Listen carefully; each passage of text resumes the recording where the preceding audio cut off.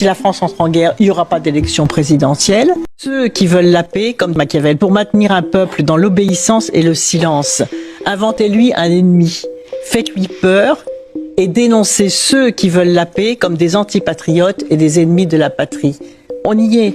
Un leader faible rêve de se transformer en chef de guerre et qui déclenche une guerre pour éviter des troubles intérieurs finit toujours par accélérer sa propre perte.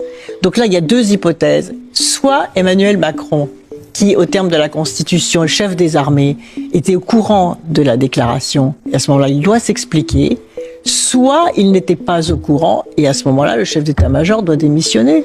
C'est inadmissible. Et en plus, devant les maires, qui sont déjà suffisamment anxieux par rapport à la baisse de leurs ressources, par rapport à la montée de l'insécurité dans les mairies, on ose faire ça, mais là, quand on fait jouer un rôle comme celui qu'on vient de faire jouer au chef d'état-major des armées, ça va à l'encontre des intérêts de la patrie, précisément, puisque la France est membre du Conseil de sécurité.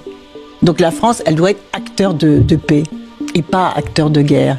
Et c'est le contraire qui est en train de se passer. Pour semer la pagaille, peut-être pour se dire, mais finalement, si la France entre en guerre, il n'y aura pas d'élection présidentielle. Donc si c'est ça le rêve inconscient d'Emmanuel Macron, il doit rendre des comptes et venir s'expliquer.